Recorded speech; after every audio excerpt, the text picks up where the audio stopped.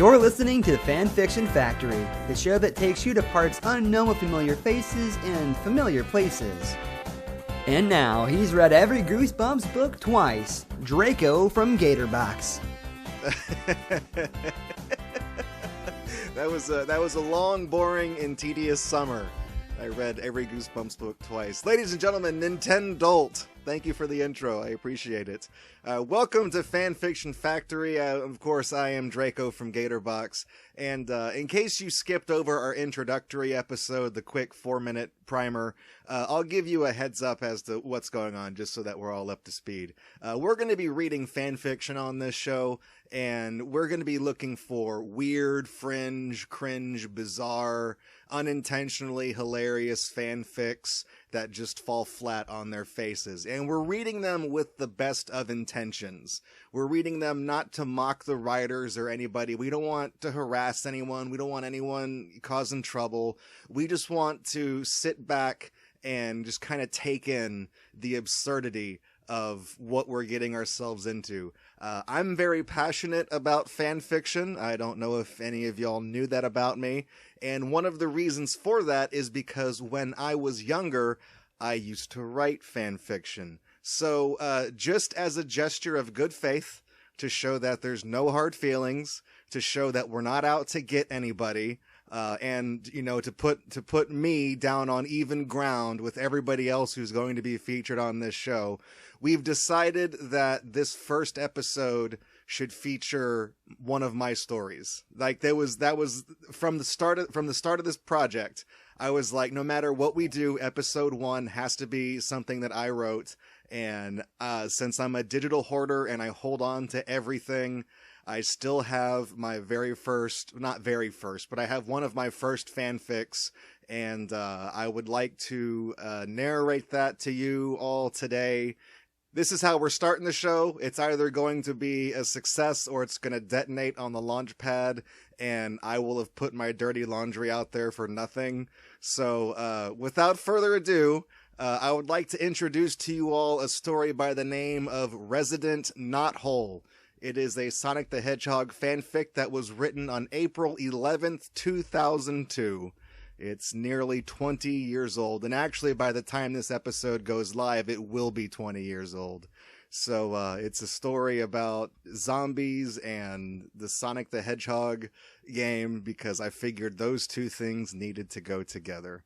So without stalling any longer, because I really don't want to read this, because I don't want to face the truth, but we're going to do it anyways. Here is Resident Knothole. Miles was strolling along the sidewalks of downtown Knothole, checking out the retro gaming stores. Downtown was so cool. At night, neon lights, cars, and big TVs lit the city. During the day, the city was littered with all kinds of citizens rushing around, either getting to work or a big sale at a famous store. Miles enjoyed chatting with fellow retro gamers about old games and systems, sometimes trading games for other games. The giant TV in the middle of the city displayed the news, the weather, comedians, and important announcements that could only be displayed via live feed from the Channel 6 studio. Usually these announcements were sales or new stores, but today it would be different. Very different. Miles stopped at the not-so-well-known game place to see the old Sega Genesis games that have turned up. Miles had a library of over 350 games, so there weren't too many games he didn't have. He looked through one rack, then another, and another. He didn't see any games that were not in his extensive collection. He bumped into his friend Amy Rose, who was also checking out the Genesis games. "Hey, Amy," Miles said. "Oh, hello, Miles," she responded. "Any certain game you're looking for?" Miles said, hoping to start conversation. "No, not really," she said. "Oh, look at the time. I gotta get to work. Bye, Miles." "Bye, Amy," Miles said as Amy ran out the door. Miles walked up to the manager, who knew Miles very well. "Hey, Jim." Jim slowly climbed down from the ladder he was on. "Hey, Miles." "What's wrong, Jim? You're usually jumpy and enthusiastic." "Well, the game place is closing." "What?" Miles said, shocked. "Why the hell is this store closing? This place is awesome." "Well, our sales have dropped drastically in the past 4 months, and we can't pay the bills, or the companies that send us games, and sales for our rival Game World have soared in the past 4 months." I'm so sorry, man. How much debt are you in? Miles asked. About $4,000. Shit, Jim, I can't let this store die. I'll help you pay the debt off somehow. Well, thanks, Miles. We could use all the help we could possibly get. In fact, here's 300 of the little fuckers right now, Miles said, handing Jim a stack of cash. Are you sure? Jim asked. Positive. I have enough left to buy food and supplies for me, Miles responded. In fact, all the games I have duplicates of, I'll sell. How long do you have to pay up? 2 days, Jim said, or Game Place is gone. Damn. 2 friggin' days? Well, gotta run, Miles said, running outside. Miles was pissed. Where would he get $4,000? He's only 15 and he works at a convenience store. There is only one way this day could get any worse, Miles thought. Then Sonic ran up to him. And that's it. Yo, Tails, what's up, my man? Sonic said. My fucking name is Miles, dipshit. Sonic, you know I hate that corny nickname. And why the hell are you talking like a rapper? Miles complained.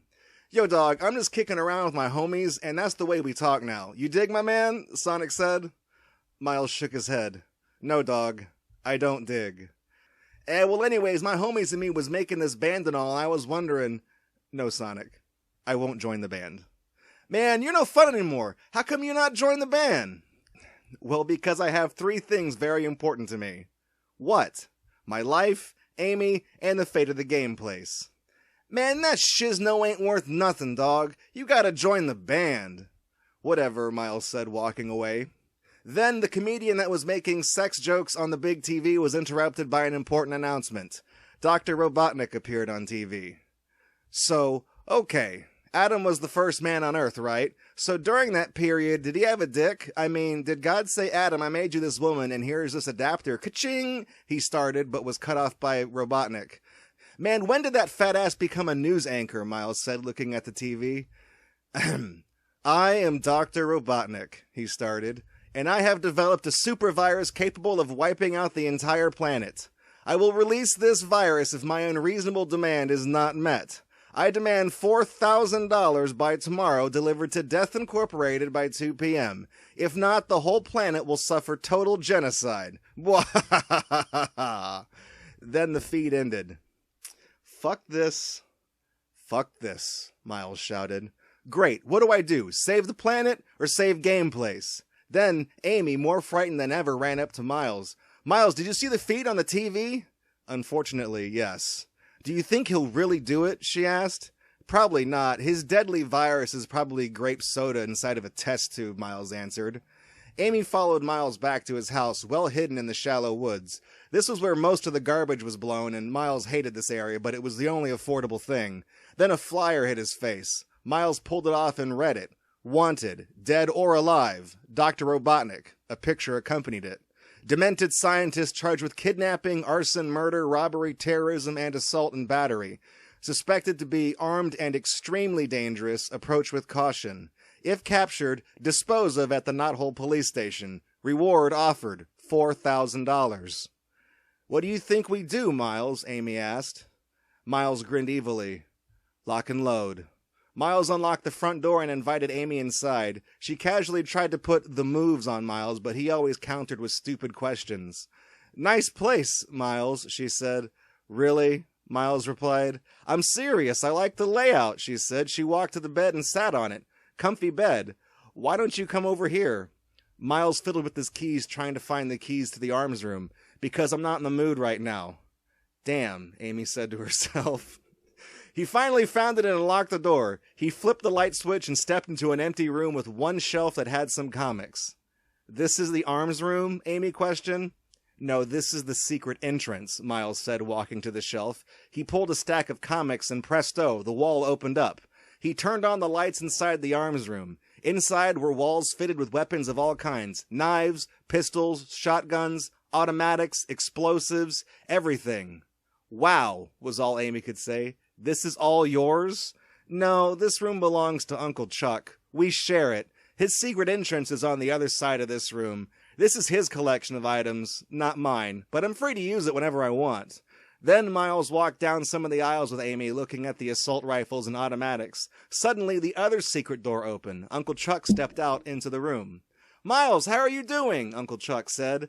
"Just fine, kinda." "Hey, who's the girl?" "She's my close friend Amy. She's with me." "Looks like you finally got yourself a keeper," Chuck teased. "So, did you need to use anything?" "Well, Dr. R is planning to unleash a virus, so I need some weapons to kill him and get the reward so I can save my favorite retro gaming store." "Okay, well, take your pick, and remember to use it this time, alright?" Chuck said, walking out. "So who was that?" Amy asked. "Well, that was Uncle Chuck. He lives deep underground, so I don't think the virus will affect him. This is his collection." "What's it?" Amy asked. "Watch," Miles said, hitting a button on the wall, which opened a secret room. Inside was it. It was a pickup truck with military-grade titanium for the chassis, the best engine, rear and frontal weaponry, a front plow-mounted or interchangeable brush guard, bulletproof glass, and a hidden laser in the hood. It's a heavily armored truck that can pull up to 3 tons and reach speeds of 120 miles an hour.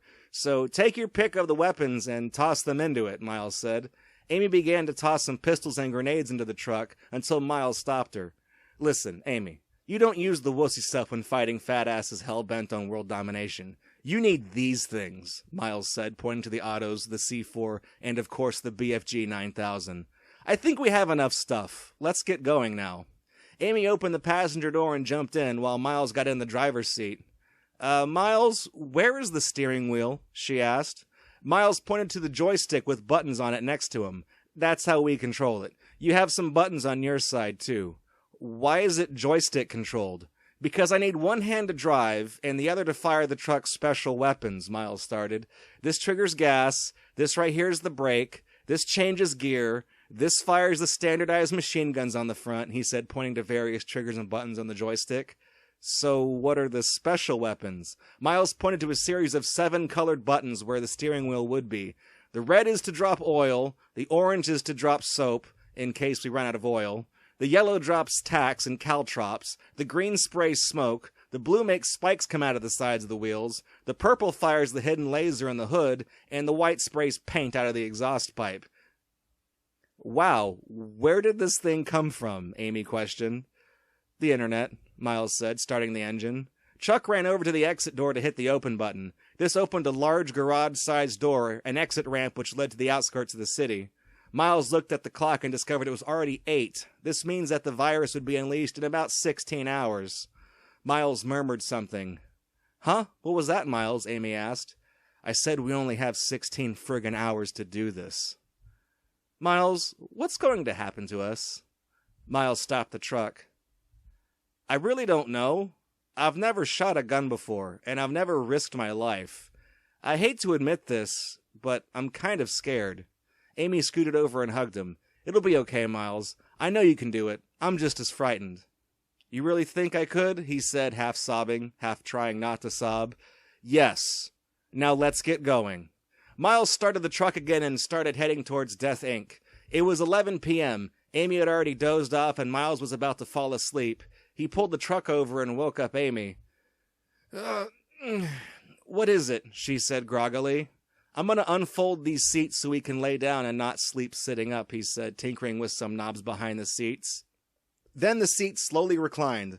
Miles grabbed a bag next to his seat and took out 2 pillows and a blanket. He tossed Amy one and kept one for him. "Do you mind if I sleep here too?" Miles asked. "Go right ahead." Miles pulled up the blanket and snuggled close to Amy, who was doing the same. Meanwhile, at Death Incorporated, "Sir, we have a bit of a problem," Snively told Robotnik. "Well, what?" Robotnik shouted. "Tails and someone else are heading this way." "Release the damn virus now!" "But Snively started. "Now!" Snively obediently put the tube of virus cells into the cannon and shot it. The cannon made the liquid into gas, which covered the whole planet. The virus would make the civilians rot while they were still alive, making them like zombies. Soon the whole city was infected by morning, that is, except for Miles and Amy, who were still in the truck. They were awakened by a series of thuds. "What was that?" Miles said, jumping up suddenly. Amy was awake too. "I don't know, it's 2 a.m., maybe a ravage animal of some sort?" Miles grabbed the flashlight. "I'm gonna look out the window just to see what's making that noise." Miles shined the flashlight outside. He saw 3 zombies attacking his truck and there were more at the other side. Amy screamed. Holy shit on a biscuit, what the hell is that? Miles said. Miles, let's just turn on the truck and go now, Amy said, trembling. Miles jumped to the controls and pressed the smoke release and started to drive towards Death Inc. I know Robotnik is the root of this problem. That fat ass.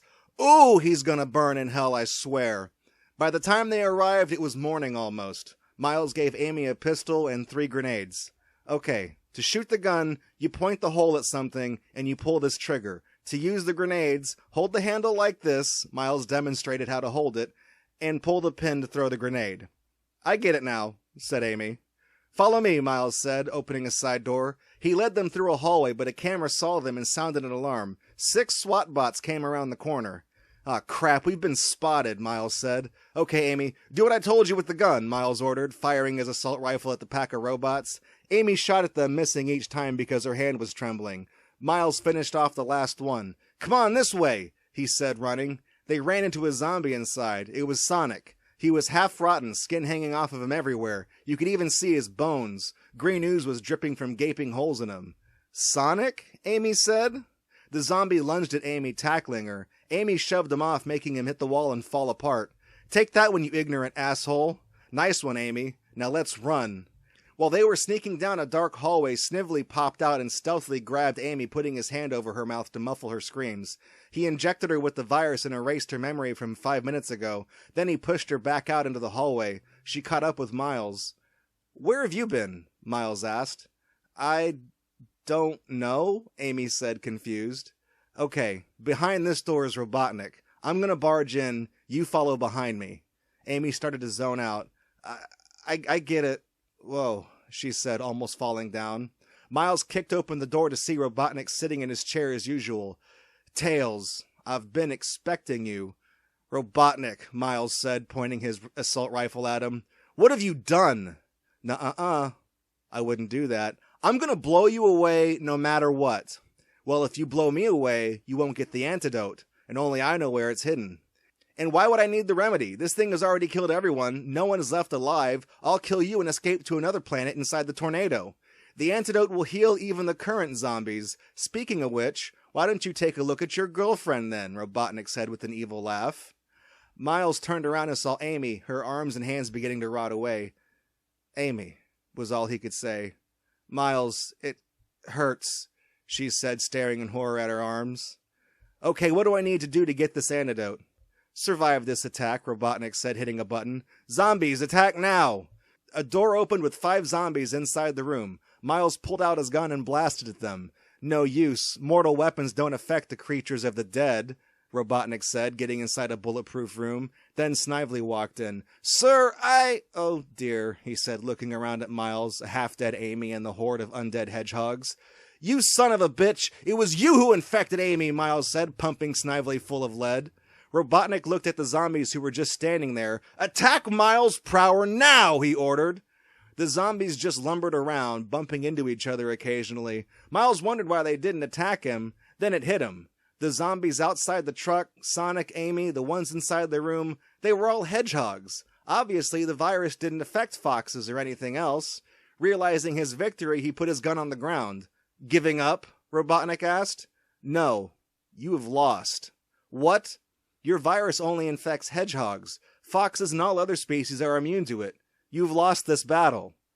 Oh, shit, Robotnik said. Okay, I admit defeat. Here's the antidote. Robotnik pushed a button and a bottle of red liquid came out of the control panel. I'll be back. Mark my words, he said, and then he vanished. Miles grabbed the antidote and shot it in the same cannon that covered the world. He turned around and saw Amy slowly turning back to normal, and the others also changing back to normal. Miles hung his head in despair. What could possibly be wrong? Amy said. I didn't get Robotnik, and now Gameplace is going to close. Oh. I got it, Miles said, grabbing the virus and the antidote. I'll just sell these 2 chemicals to a science foundation. Great idea, Amy said, kissing Miles. Now let's go save Gameplace. Miles ran back to the truck and drove at maximum speed back into the city. It had taken some damage from the outbreak, but all seemed well. The person was back on TV telling more jokes. Okay, one thing I hate the most is Harry Potter. I mean, it's a 12-year-old boy who discovers something magical, go figure. Miles ran into the police station. May I help you? The lady behind the desk asked. Yes, my friend and I need to talk to the sheriff, Miles said. About what? Well, that's really not any of your business, Amy chimed in. I see. Well, he's in room 201 down the hall and on the left. Miles walked in with Amy to the room marked 201 and knocked. Come in, a voice said from inside. Miles opened the door and walked in with Amy trailing behind. What is it? The sheriff said. We recovered these tubes of virus and antidote from Robotnik since we couldn't capture him. We were wondering if we could get the $4,000 for these instead. By...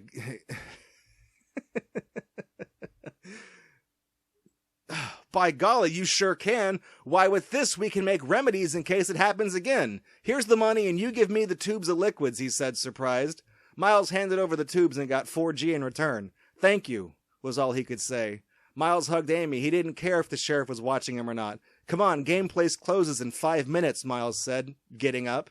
Amy ran behind him, jumping into the truck with Miles. Miles didn't even close his door. He just started it and drove to the game place. Someone was already there handing papers to Jim. Jim was about to sign them when... Wait!